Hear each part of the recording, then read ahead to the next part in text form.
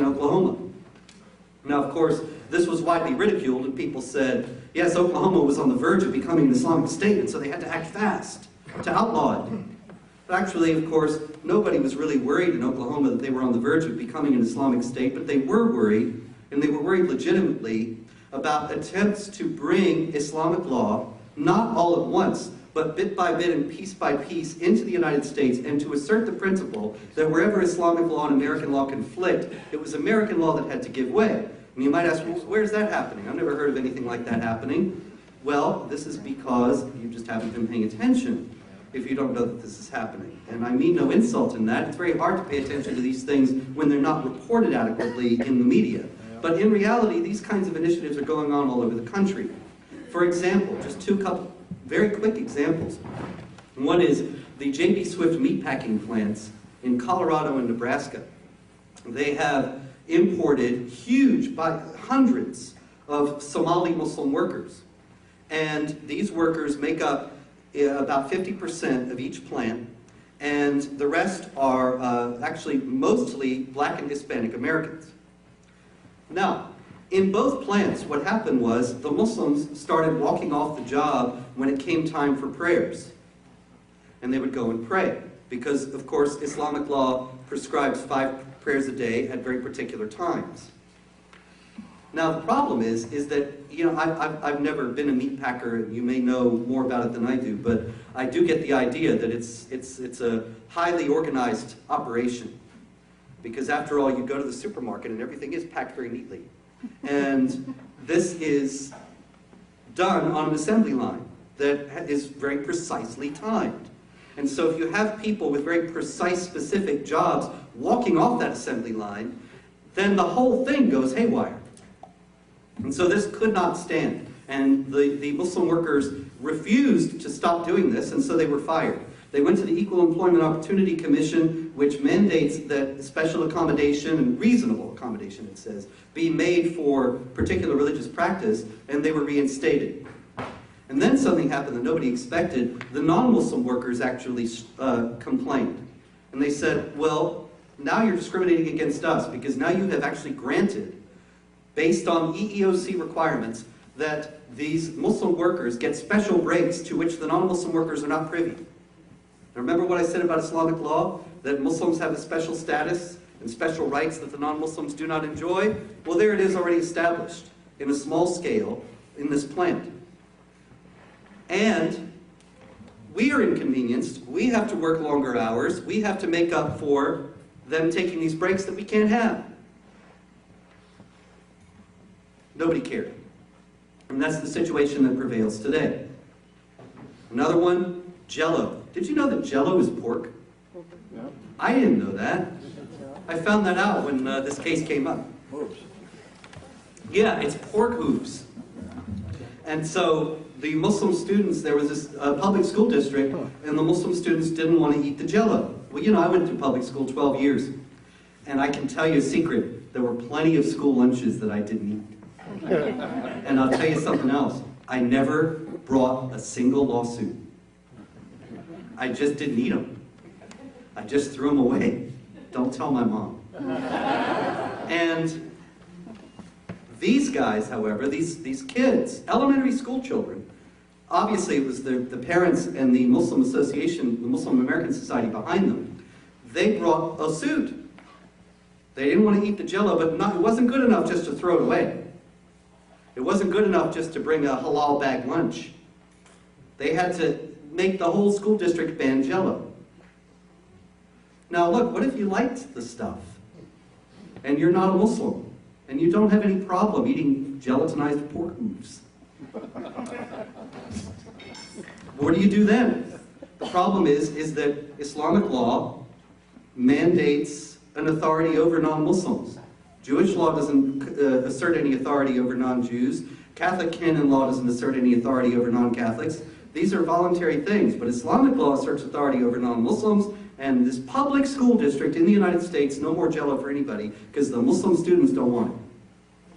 So these things are happening. There are plenty more examples. I wrote a whole book about it, Stealth Jihad, that I have a few over there. And Oklahoma banned Sharia.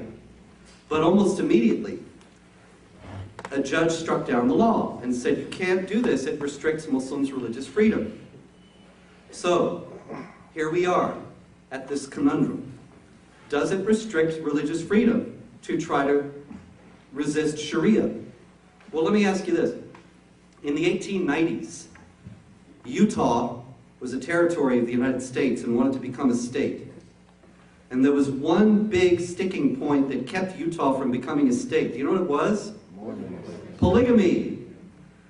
The Mormon Church legalized, recognized, acknowledged, understood polygamy as being something that had been ordained by God. And it was in their scriptures. So, what happened? Congress did not say, oh, well, we'll have to just hit Utah anyway, because we can't restrict Mormons' religious freedom.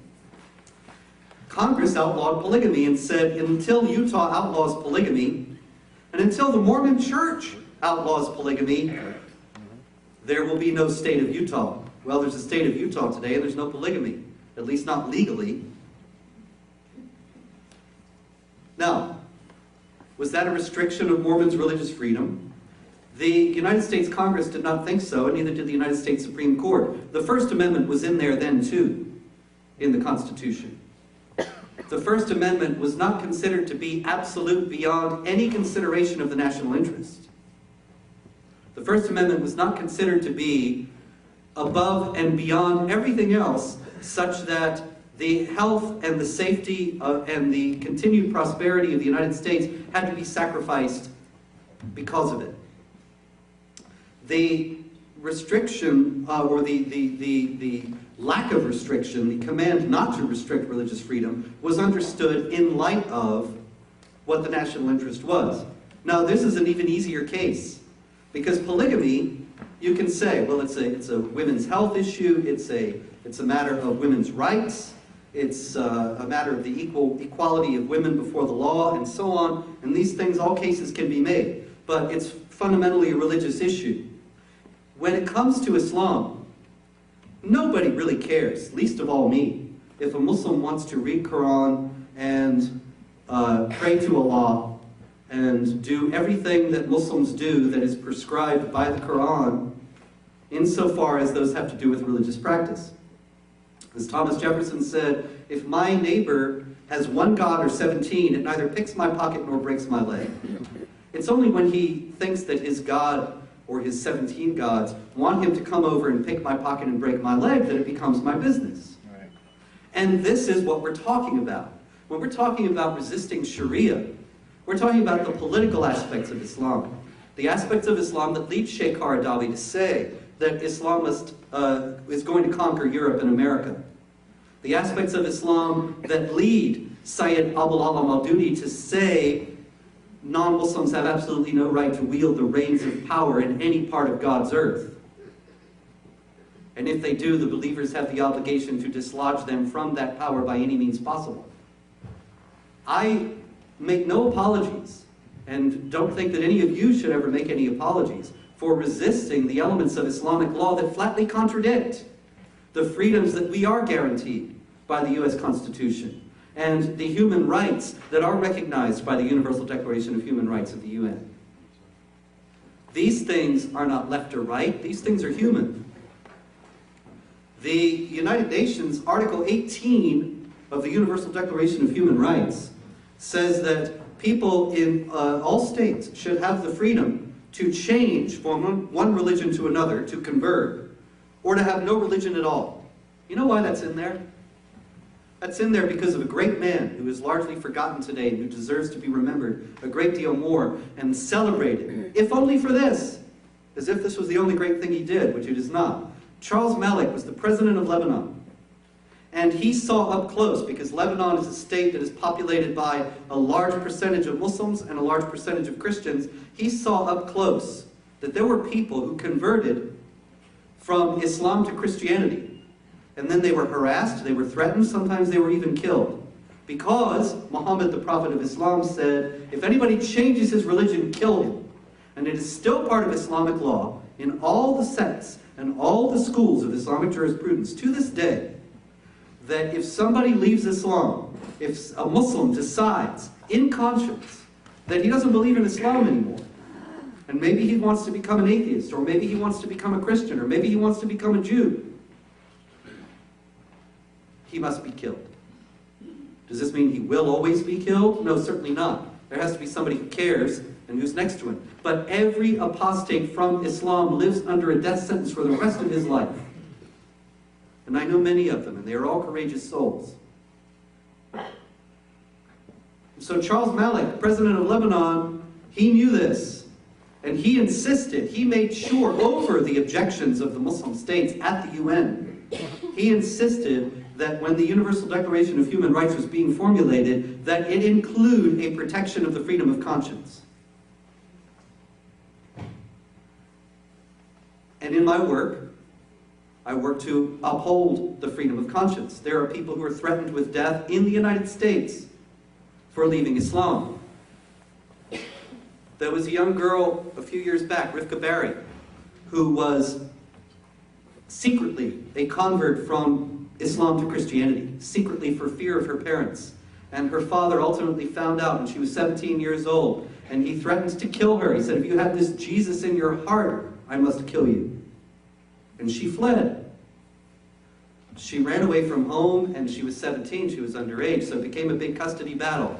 And my colleague and co-worker Pamela Geller and I helped to organize resistance to this. And people said, oh, look at these crazy right-wingers. But I ask you, we were working, and we worked also, Pamela formulated some invitations to people who wanted to leave Islam and were threatened, and we ran them on buses, because of course the papers won't run this kind of thing. We ran them on bus ads, you know, like you've seen all the Islam billboards all over town. Yeah.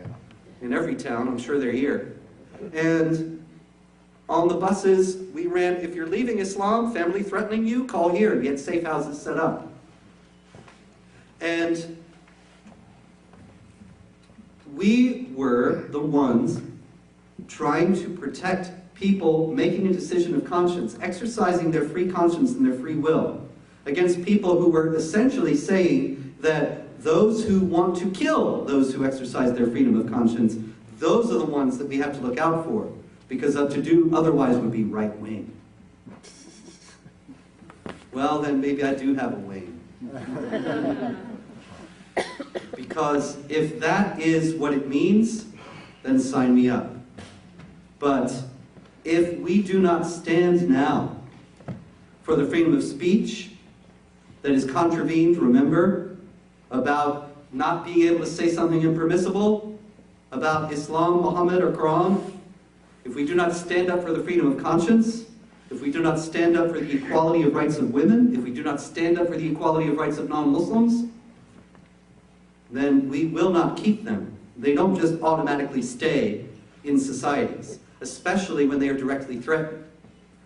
Now, this whole thing, this whole talk tonight, the whole subject of our discussion here is about being scared off from defending them because of the wrong label and being on the wrong side of the fence. Now consider that for a minute. Imagine the situation that the United States is in, that it bears a stigma to defend human rights for all people and equality of rights for all people. How did this happen? Well, have you ever heard of the Organization of Islamic Cooperation?